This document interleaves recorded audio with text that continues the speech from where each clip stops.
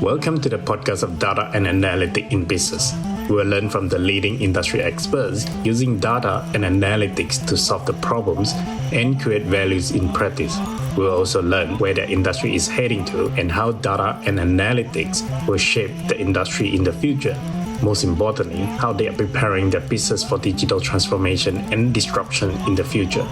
I'm your host, Jason Tan, and thank you for listening. In this episode, we have Eric Nguyen, who is the Robotic and Automation Lead at Datacom. Eric will share with us what exactly and everything about robotic process automation. So we are going to learn and hear a lot about all this RPA and how that can be used to save money for organization. Eric has a really good way of running an organization. Either you save money or you make money, and how RPA can be used in both cases. And one of the very, very topical topic that Eric has used in this interview is the coronavirus. With the concern of the coronavirus could potentially have some lockdown to a lot of people and in the organization, working from home is going to be one of the scenarios where the large organization have to start considering what is going to come in the coming months.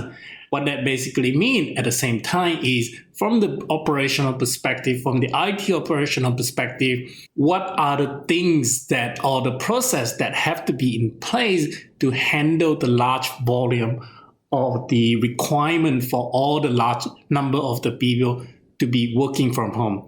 And this use cases is about how the automation could be put in place with the RPA to automate the entire process and speed up and allow people to be working from home. And I certainly think that Eric has done a lot of good justice in explaining what RPA is about. So if you are in the process of thinking about how and wanting to implement RPA for your organization, you should listen to this one. It's a one that not to be missed. Hey, Eric, welcome to the Analytics Show podcast. It's such a great pleasure to have you into the podcast. I am really looking forward to this interview and this conversation, and allow me and also the audience to understand about the robotic process automation. It's a really exciting topic. So it's great to have you here. Hi, Jason. Hi, everyone. It is my pleasure to be part of your show. I'm looking forward to share my learning, some story, and hope we can help anyone who are interested in this new, very exciting way of work. Wonderful. So how about we start by, if you can give us an explanation about the robotic process automation, RPA in a layman terms. I feel like I suspect that from talking to various people, and I must admit that myself included, is we are not necessarily fully understanding what the RPA it is about and what it does. Absolutely. Well, Jason, it is a common question. Put it this way in layman terms, think about this. RPA, more or less, for me, it is just a piece of software that will move data across application and apply business rules on the fly as a user. So that is, in essence, it covers everything you need to know about RPA. And you can translate into what's familiar with your work or your daily routine. For example, you might think about like Outlook, you might check email, and you might have to maybe respond to certain sender or certain topic. So that is a simple task. Think about the definition of robotic process automation I just mentioned earlier. What is the data we're talking about here? It is the new email coming in. So you will have a new item on your mail list. But then the pieces that the software robot will be interested in, it actually the little trigger for unread email. So as soon as the software recognize there's an unread email with the number, it will move on to the next step to basically transfer that information into something like Outlook to actually start interact with Outlook as your software. And then it will just apply the business rule where you said, hey, if I have the email from Jason sent to me, forward it to my associate or my team member. to respond or to follow up. So yeah, in essence, it is how robotic process automation is in action. Right. Does it make sense to you, Jason? It does. So it seems to me the RPA could also take it to one step further, and in a bigger context is that after it forward the email to your associate, it could also be automated to save the email or to save the attachment in a folder, and then subsequently to have more steps and more logic, more robotic process to pick up the email and the attachment. And depending what context, if we use the context, say, as a bundle of sales example, it would then be able to create, say, a Jira card or as a management tool, project management tool, and then assign it to certain people in order to take all of those actions. It is about making that process as automated, as smooth as possible without any human intervention that is across different numbers of the software in the environment. Would that be the right way in saying Absolutely. That can be done as well? Absolutely. You're correct. It is more or less, it just, I would say the possibility is endless. It's just all about, like you just mentioned, you think it from the business, from the operation perspective, rather than the step. Think about, like say, it is my favorite comparison. I always think of automation. It's just like cooking. You will start with certain number of ingredients, but how you combine and how you interact with it or make use of the ingredient, it becomes like cuisines, and we have like endless number of food that we can taste and try in the world. But it will come down to some very basic ingredient, like you have protein, could be fish, could be meat, it could be egg or dairy product, and then the list go on and on with the ingredient. But in a nutshell, how you use it matters.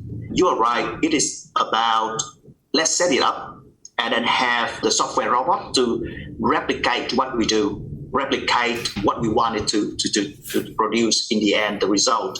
And the good thing about robotic process automation is it gives you a unique opportunity to tackle the biggest challenge of any organization is facing yesterday, today, or even tomorrow. It is about change, how we change, how we adapt to the change in the surrounding, the environment. Normally, in maybe past 100 years, we have a lot of practice, a lot of idea about how to tackle change at organization level, at a product level, at a service level. But would we say we succeed at that? I think still a debate around what works best. But for me, the way I've learned about automation in terms of technical as well as the way of working, I believe you can bring automation, the mindset, into the change management, and you can have far more result, far more impact than just some simple process change session and what we've done in the past. Right, that's great. So now I finally understand that this is not about those robotic arms that we see in the manufacturing factories. It is not. In a way, it is similar, but it is not. It is not that we're gonna just have we're gonna replace human with an army of robots and we just surrender. Now, for me, it is the opposite, totally the opposite. Think about the assembly line, the revolution idea around assembly line. It is around you have a standard. You have certain standard and you comply to a standard every time. And then you measure the error, you measure the effort, you measure the amount of rework, all that kind of things, and you make it visible and repeat it.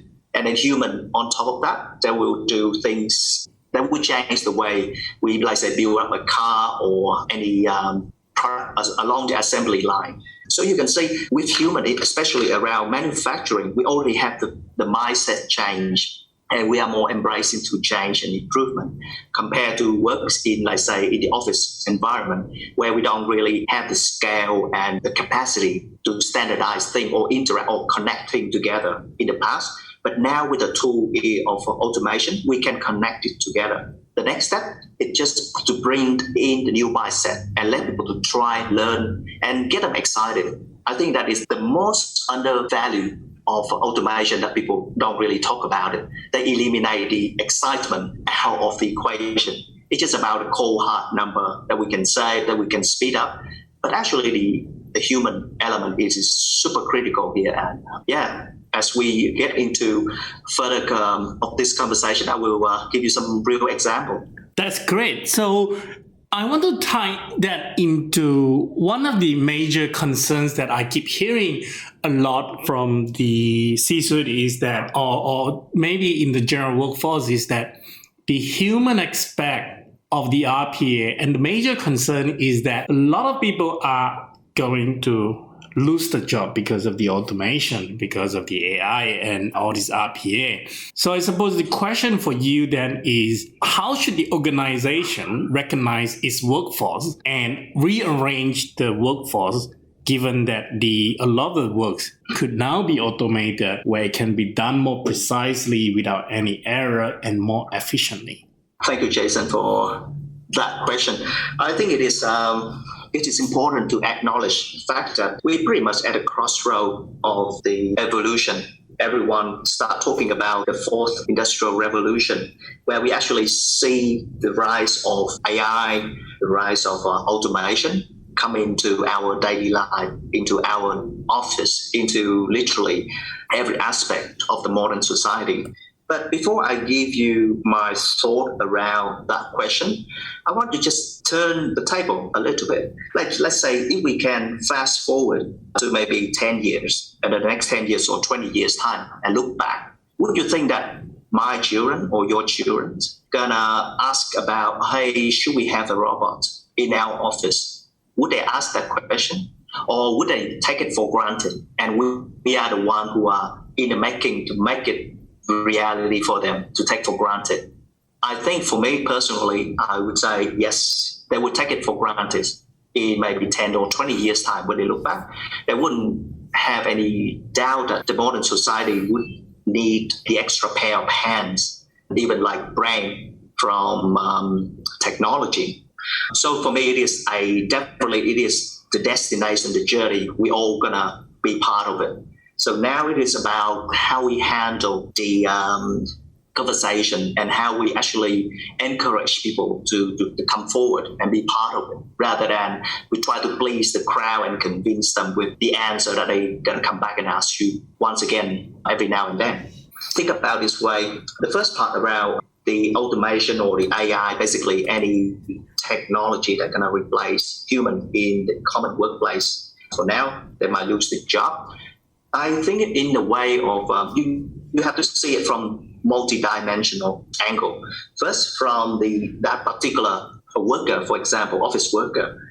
If you actually look at them, observe them as a very close level, and start look at what they do during the day, how much of job they're supposed to get it through, see how the priorities of the work, how disruptive it could be, or how stressful it could be. And then you will see that actually with the modern society, the concept of working 8 hours in the office, more or less, it is not enough. Normally people say, I don't have enough time to do all of this. You don't hear them to say that, I have too much time to do everything in my work. You can start think about, let's say, the report. You can start thinking about things like, say, activity or in the office, like stock checking or order follow-up, queries or update certain job, or turn up for some training, or show up for some meeting. You will see that actually we are all busy nowadays, regardless of the position. We're all busy, and we wish that we had more time. I think that is the essence of the conversation. It is not about which part of my work going to be moving away, but it is about, at the end of the day, do I have enough time to get things done, things that matters to the business. And if we start from that angle, you'll see there is some good reason to bring in technology to actually give people back time. And second aspect I have learned throughout the year, talking to C-suite as well as from people from front line, is seeing is believing. The moment people start seeing automation or AI that fully incorporate into part of their work, they will just get so excited. Or even before you complete it, you have the feedback and you are managed to elevate or customize the solution. They feel truly part of the journey, and they actually bring back a lot more than you can expect from them. They not just know how to do a process from A to Z, but actually they will tell you known issue. They will talk to you around things that you can basically speed it up, optimize it, and simplify it or streamline it. So I would say the second aspect about like those conversations is, okay, if you're gonna bring AI or automation into the workplace, involve people that actually do that job. Listen to them, number one, assure them about the training, additional training we might bring to. It is essential, but show them even at the early stage, show them even when your automation is not ready. You must make sure that they see it as, the robots still make mistakes. And they feel that they don't feel threatened anymore. They feel, this is like my own child. Yeah, so that is my second observation around that topic.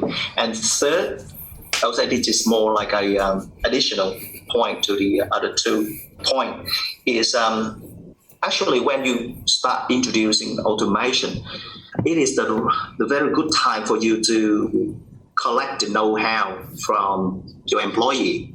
And as soon as you can put it back, document it, optimize it, you can realize that, actually you can find out some sort of unique skill from certain employee, and then you can pretty much grow them into the direction that they have harnessed and they have potential to grow. So rather than give everyone a blanket of, okay, this is the training because you're gonna have we're gonna bring automation in. Now we give you some vanilla flavor training, off you go.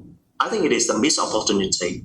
Certain people, they might not have qualification just yet, but over the year they've learned it through action. They have certain character, and now as the time has come, just unearth it, make use of it, and empower them to grow, and you will be the one who get the benefit. And it is a win-win solution.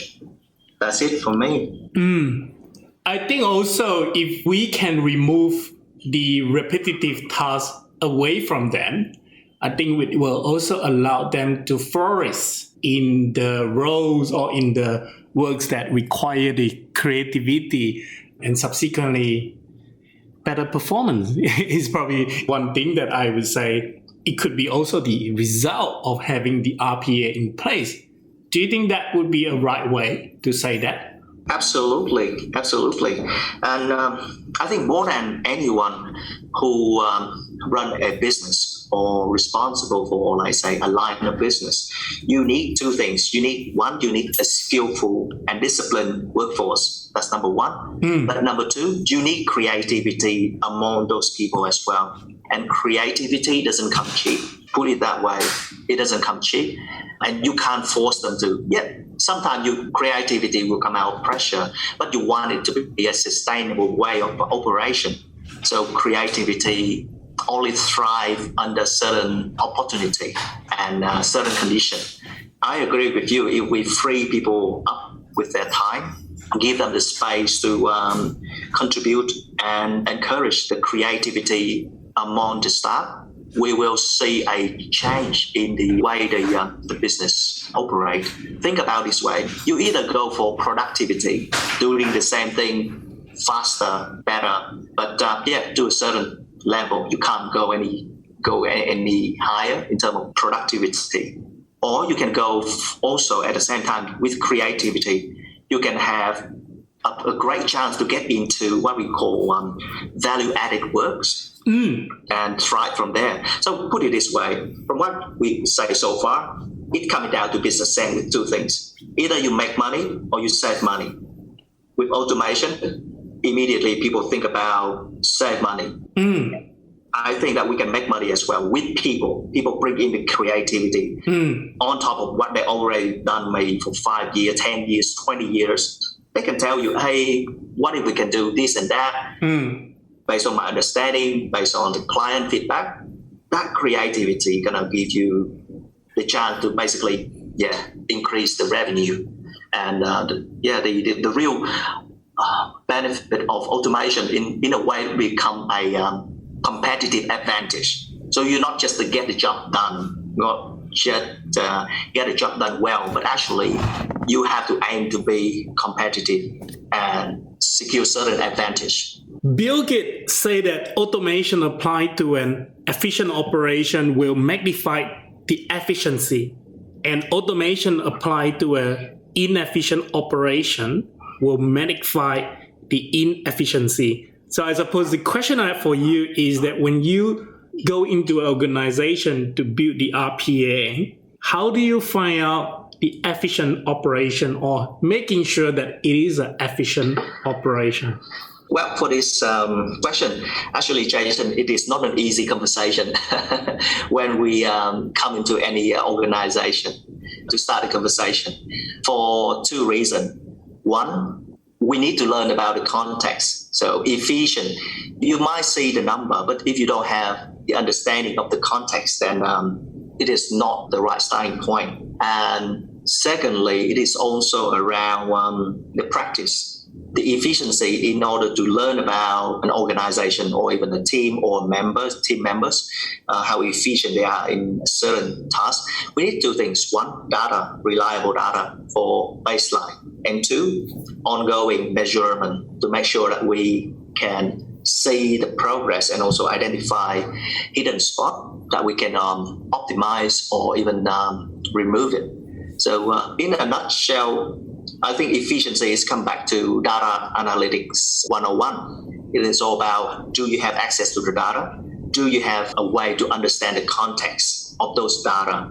And are you able to continuously measure the data and make it visible and accessible to stakeholders? And I agree that with the quote you just mentioned from Bill Gates, in terms of efficiency and automation, there's a correlation here, definitely. Personally, I've been through a couple of times. I've been through situations where for a telecom services, we bring in the automation, but unfortunately, a certain part of the process is unclear. The business rules doesn't really reflect the reality of the business.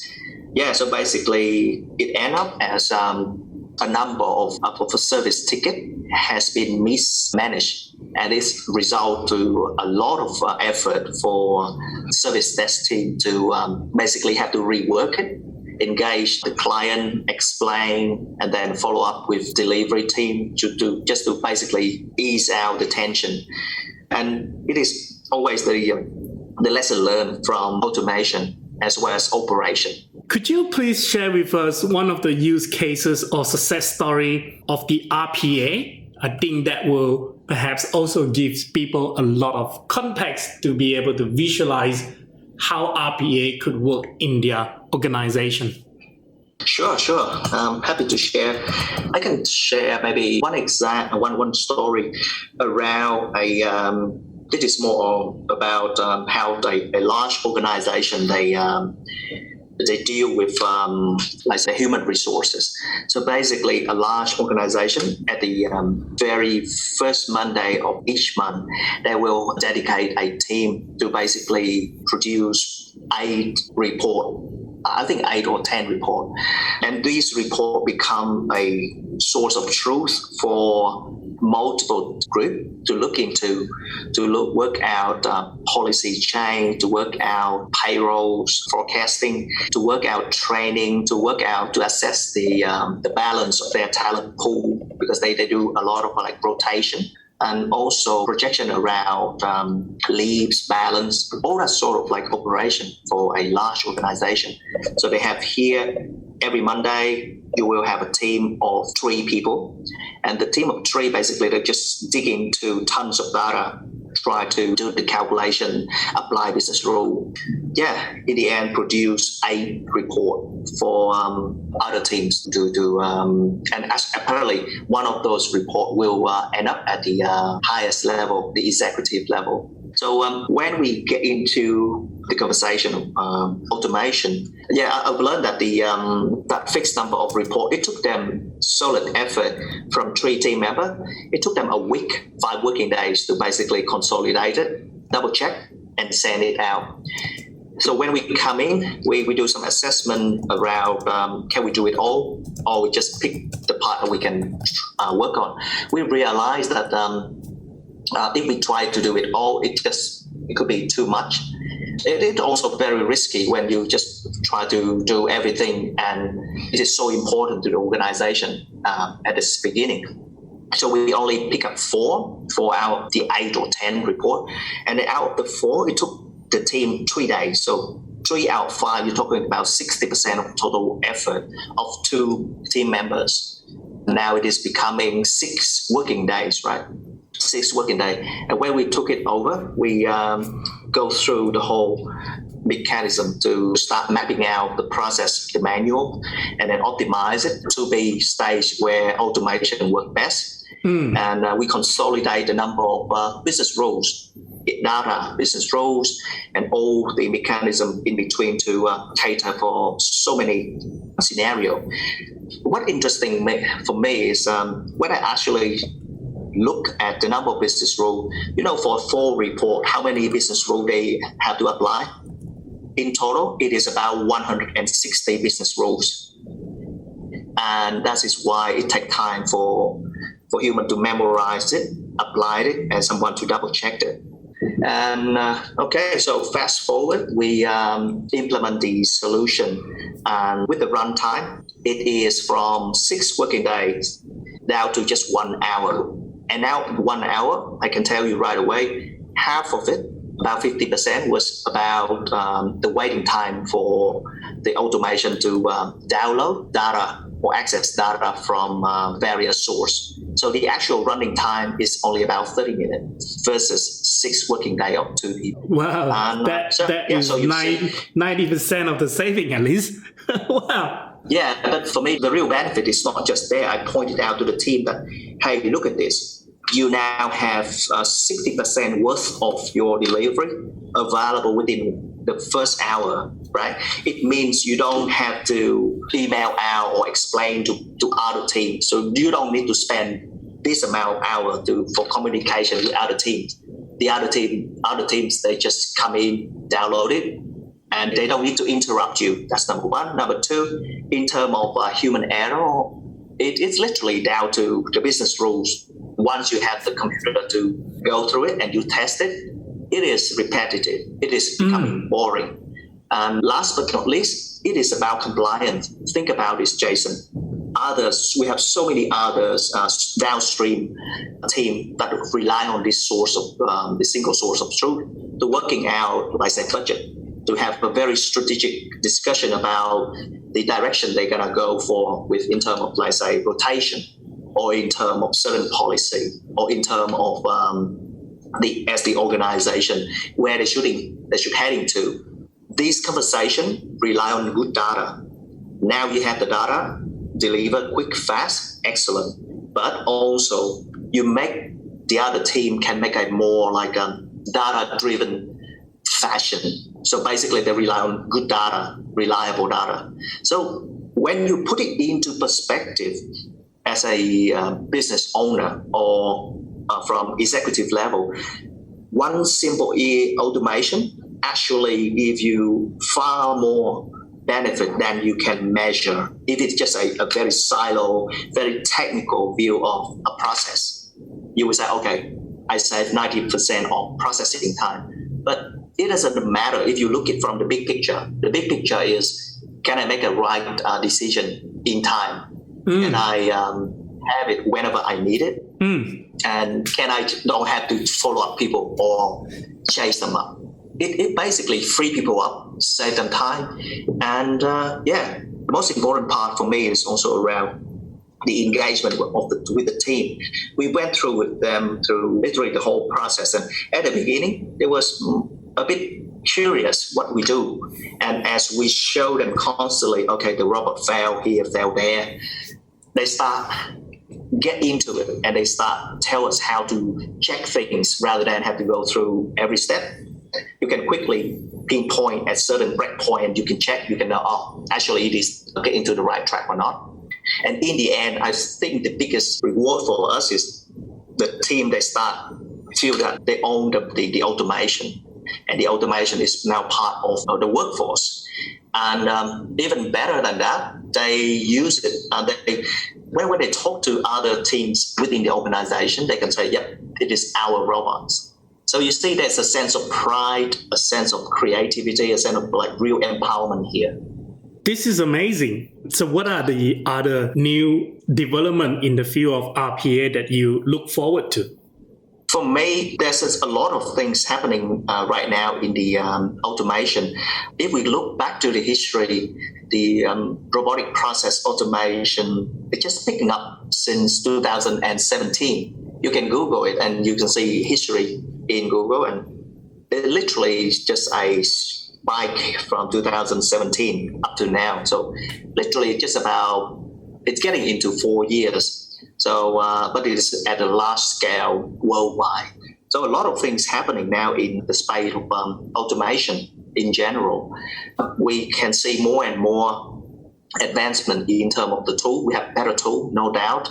We have exciting integration with AI technologies in terms of, let's say, facial recognition, text to speech, as well as those basically sentimental analysis. The whole things around AI now come and work hand in hand with automation. So that's very exciting in terms of technology. But on the other hand, I think from business perspective, other things I think is also equally exciting. It is about people now start getting into the mindset of, automation is actually, it is all about operations and why operation matters.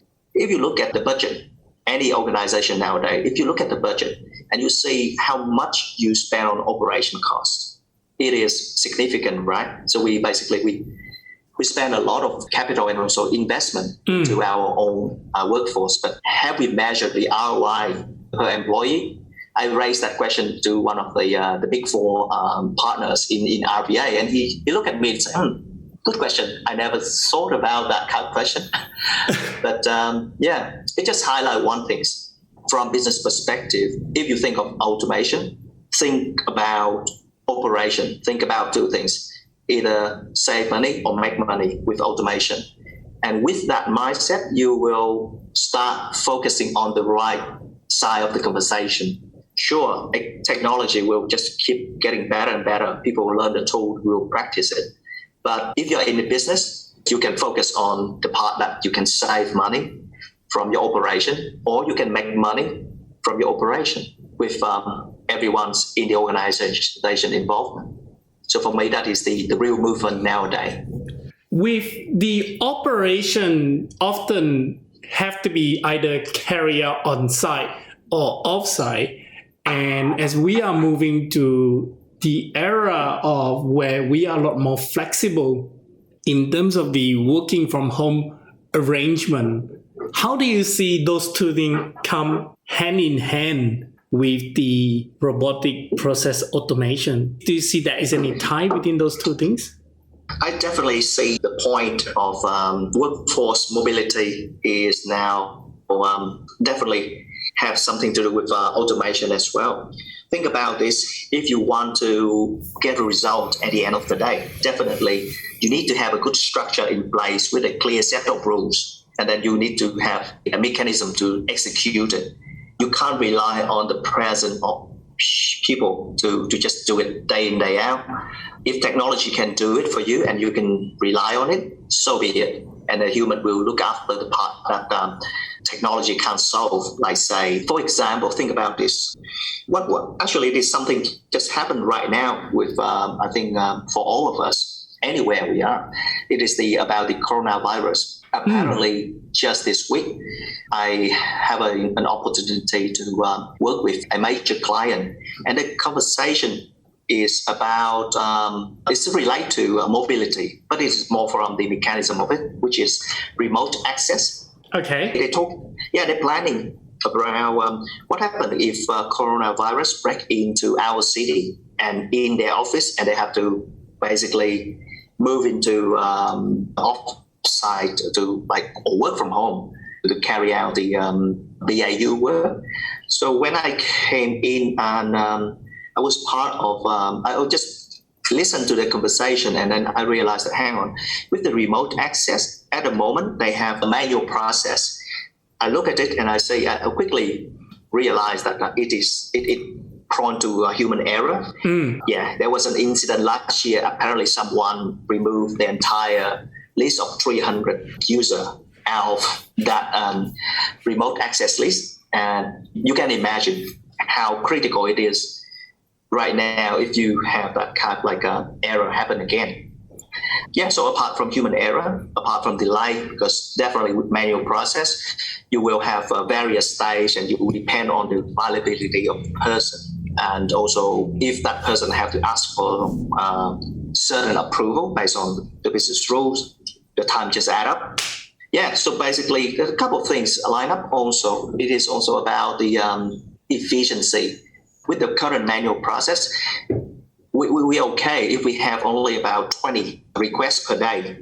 But if it is 100, 200, 500, because this is we talk about a really big organization, definitely the manual process we have in place, it couldn't keep up. And we don't want to waste a resource or literally a whole team just to repeat the same step to grant access to that many users all at once. And further along the way, I realized that for the procurement process to kick in, it would be about 2 to 3 weeks in order to finish it, to purchase additional security token. Basically they have to prepare business case, they have to seek for certain approval, and everything in line will take 2 to 3 weeks. So as you can see, when I talk about automation, I always start looking at the big picture, the end-to-end, and mobility and operation here. When you put into that perspective, you realize that it is not about one person can log in, how quick that person can log in. It is about the capability of the whole organization. And RPA, how it can help. With my analysis, and actually now we step into the development, we realize that we can reduce the time and effort for one staff to do this kind of like a process from half an hour down to just about 3 to 5 minutes with the automation. And here's the thing.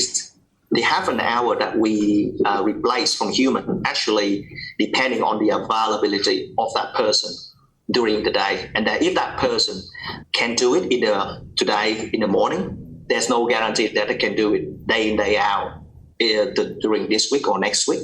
So now all of a sudden we bring in certainty, we bring in quality, we bring in the save in terms of time, and we bring in analytics into it as well. But basically, I don't just try to replicate the process, but I look at the end part where I say, okay, let's tell me the trend, capture all the trend around those available token and apply business rules. And then we will proactively engage or notify procurement team and also business team to say, hey guys, we are reaching to this level of token. If you need to plan ahead for coronavirus, please go ahead and seek for approval. And I think procurement team, they will appreciate the level of insight that we can bring back to them. Because it makes their job easier, right? So rather than themselves have to dig in and find out information in the past, now they can just timely present it back to the business. And with the coronavirus, speed is number one. Speed is everything. I think the automation will basically bring back certainty to the workforce and get them further with mobility in the future, not just during this time with the coronavirus. That's amazing. Such a topical topic, how this RPA could actually use to tackle into such a situation where the coronavirus is really causing a bit of impact to the mobility. That's really interesting use cases, and really, I suspect that you guys probably will be flooded with so much more requests after this podcast being released. I definitely will share the details of Eric and also the company. Now, I do want to ask you though, given that automation is all over the place, which of the industry do you think are reaping the most benefit? Thanks, Jason. Yes, again, this is a very popular question. Last year when I went to those conference speak, and I can tell you that right now, if we look around, there are about 3 industries that literally take the most benefit out of automation. It is insurance. Believe it or not, whoever insurer you are with at the moment, they have automation robots running around the clock, day in, day out, 24/7, literally, to process all the claim, to process new application, or to reject application, or to basically do some auditing. So insurance is definitely at the front of automation adoption. Next, it is also related to finance. It would be the banking sector, banking and finance sector. Like think about your mortgage. Think about loan. More and more entity has deployed automation to basically give back the time to their workforce and to streamline the process. As I say, when you do automation, you actually bring change into your daily BAU operation.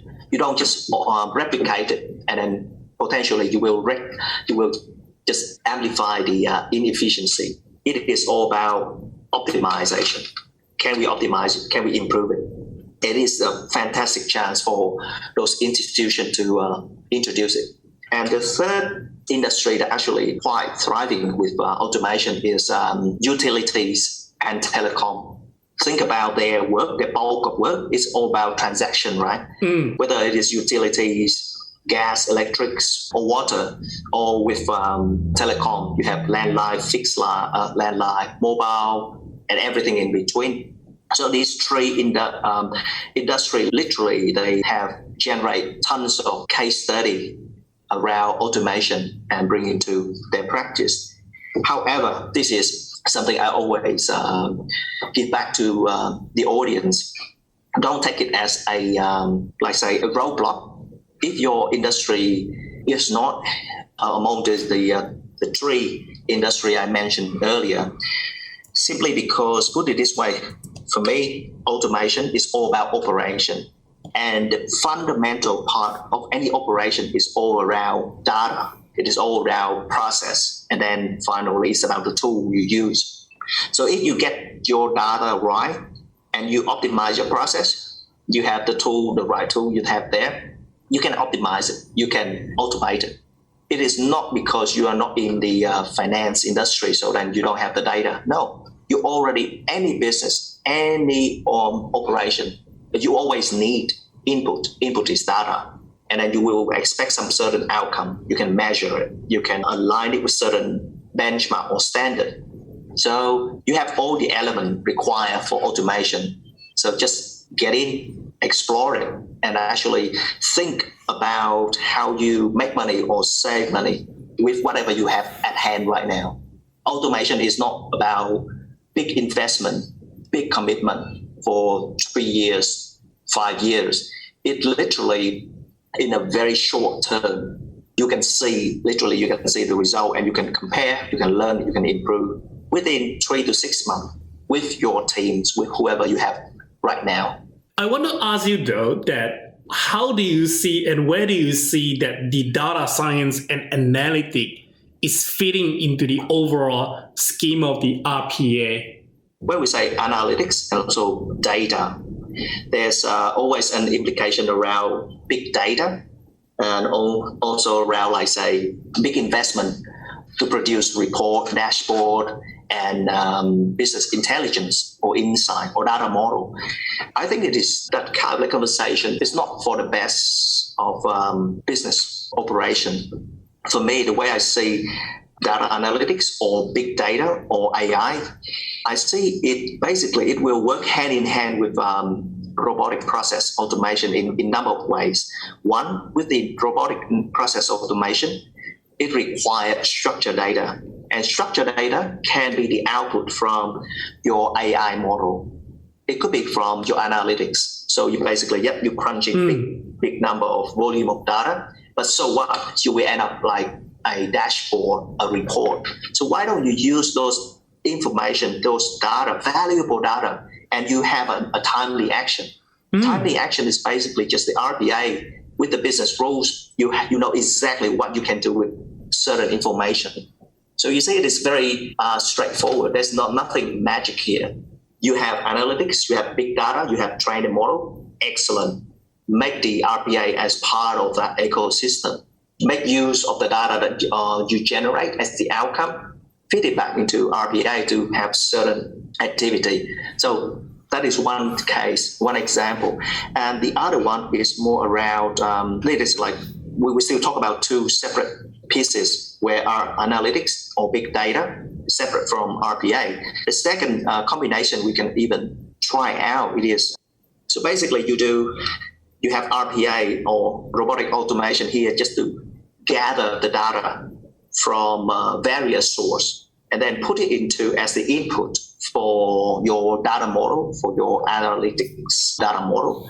Yeah, so you see all of a sudden now you have the robotic process automation becoming the extent of your already established analytics and big data platform or AI in the future. So you see you can basically play around with those elements, but the thing that really connect these 2 or 3 different pillars is data, structured data. And if you have it in mind, I'm sure you're going to success. You're going to find success right there. It doesn't have to wait for years or months. It will literally right there and then. This is amazing. I think this is also, especially with what I do at work at DDA, is what we call how do you embed the analytic into the business operation?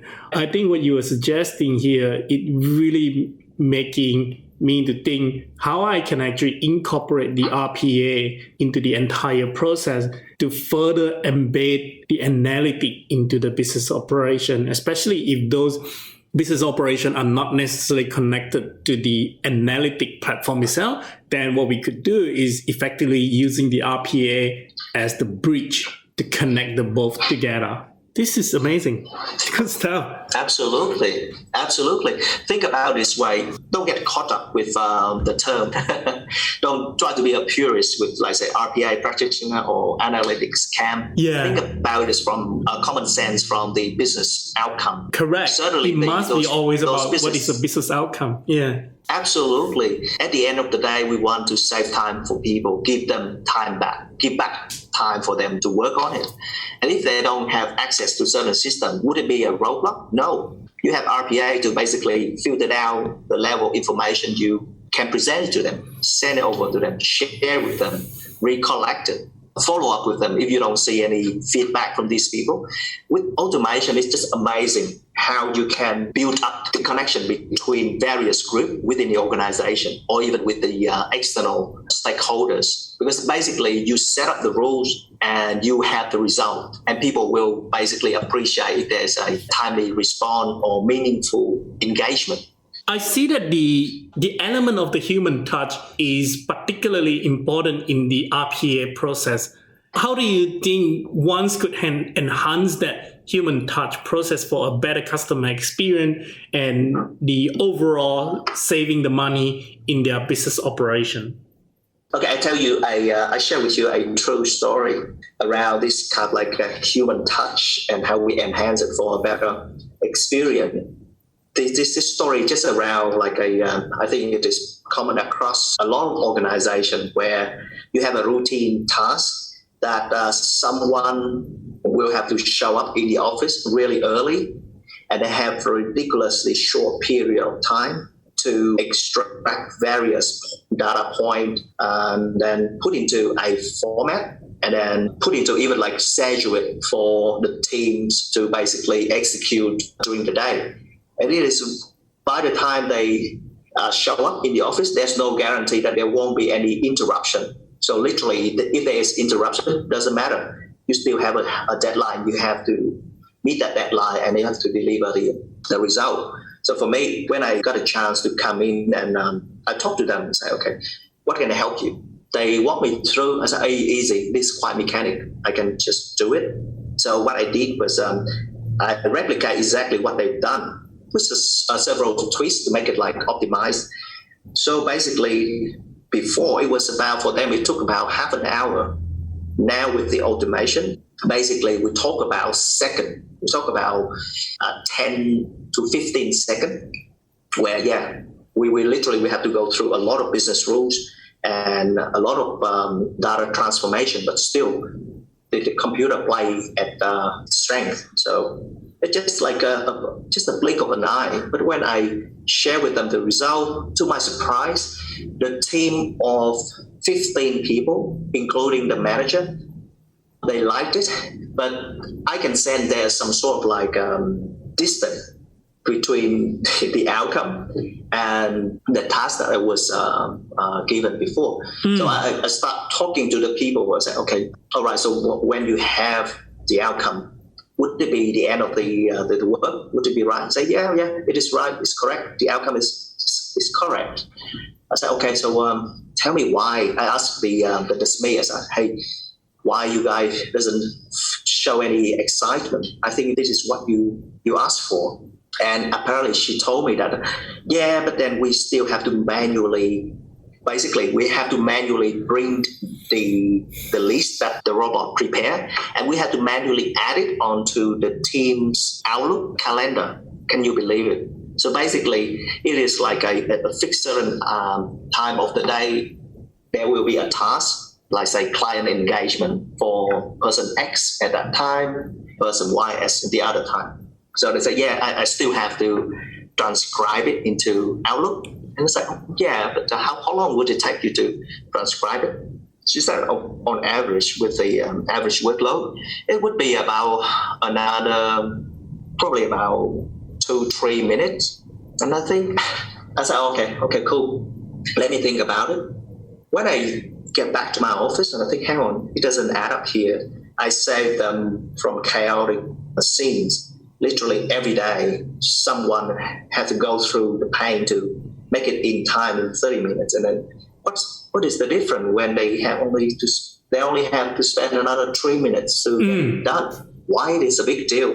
But apparently for human, it is a big deal. The biggest lesson I've learned from automation is the sense of basically human have the expectation of hands-off. They'll expect things will be covered by automation. So, in short, I have two options. One, I'll just say, okay, I've done my job. I deliver what I was asked. I walk away. Or two, try to work it out. Say, yes, I figure it out. What else can I do to ease that friction and make the automation truly something that excites people? Then I just basically spend about a week to work out, like I even try to say, okay, to the point I have the list generated, how can I import it into Outlook? They have a team calendar, so how can I add it onto it? I try Outlook, I try Microsoft Teams, the Microsoft Planner, and then I have I try another tool, a collaboration tool. And in the end, that collaboration tool was chosen simply because it's like the easiest execution, and believe it or not, it is mobile friendly. And I won over the team because I can tell them, hey, as soon as the robot run and generate the list, 15 seconds, you will be able to see it on your mobile. That's great. So they don't have to check. They don't have to check the team's Outlook calendar.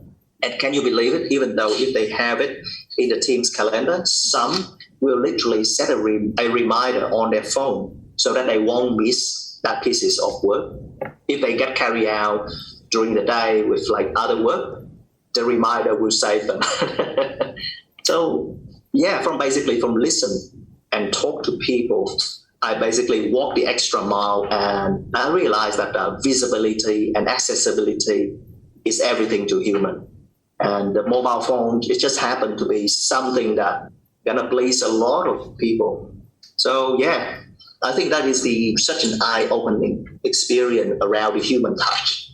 Now, assuming the listener, after they finish listening to this episode and they are convinced to implement RPA for their organization, how would you advise them to get started? I would say if you want to start it, let's just keep it simple.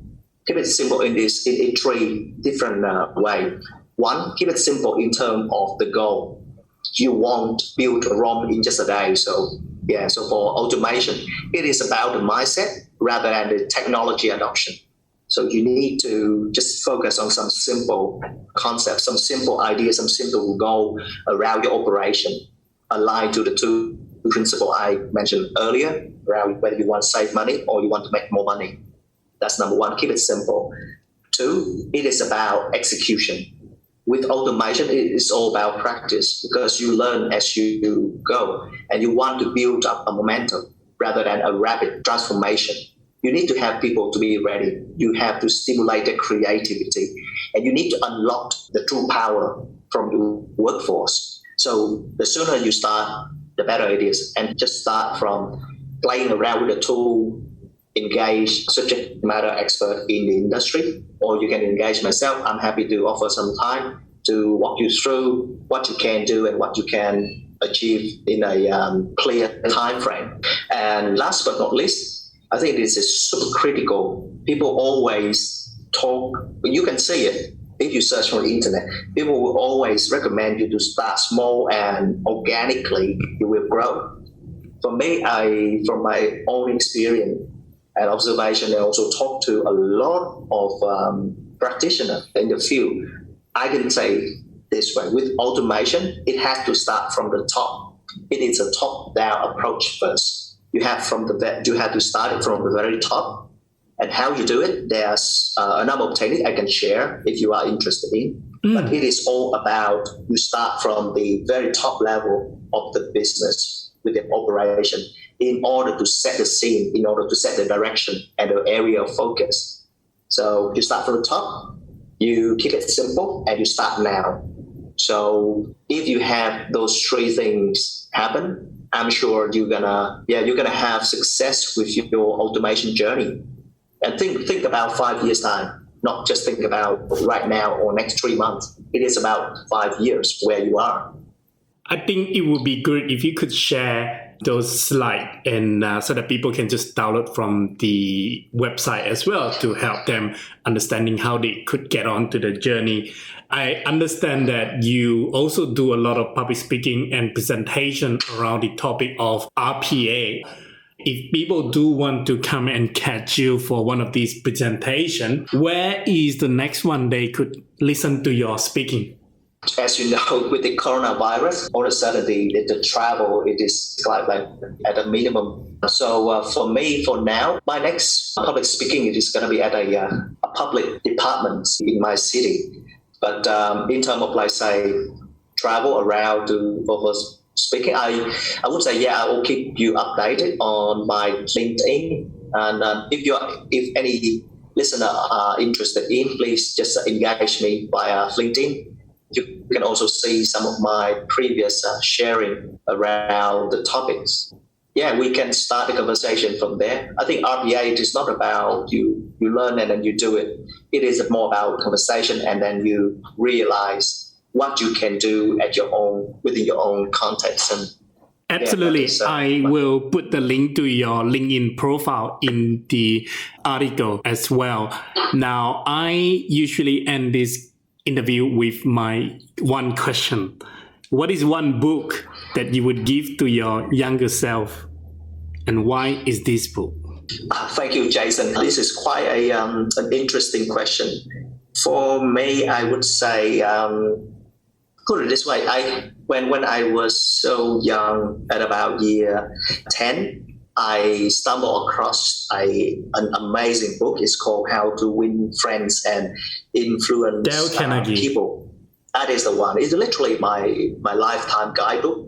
And now, if I look back, I think, hang on, if I read that book maybe 5 years earlier than that, would it help? Maybe not.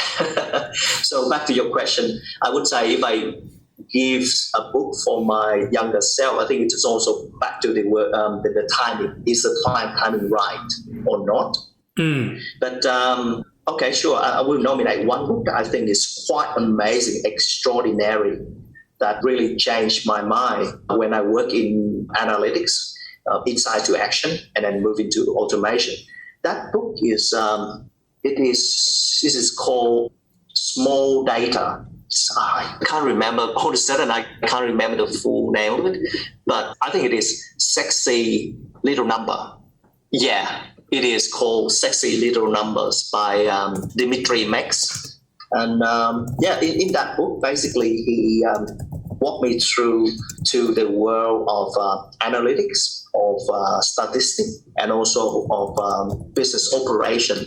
It literally the foundation for me to think and work it out at the time I get into analytics, as well as the time I get into automation. Especially around automation, I don't just stuck with the tools and the process level or the framework that the vendor share. I literally walk to a bigger setting around, let's say, the boardroom, executive conversations, or big things from the news. I can always relate to that little books. I'm sure if anyone from the audience are interested in making it like a practical approach for their operation, their automation work, that book it is going to help them a lot. Wonderful. Thank you very much, Eric, for coming to the show and share your expertise and knowledge about the robotic process automation. I can't tell you enough how much I have learned about this RPA, and it gives me a clearer picture about what the RPA does and how it can even further to extend into the data and analytics. I am very certain that a lot of the listeners will appreciate your sharing of this knowledge. So thank you so much for that. Thank you, Jason, for having me. I really enjoyed the conversation today. Wonderful. Thank you.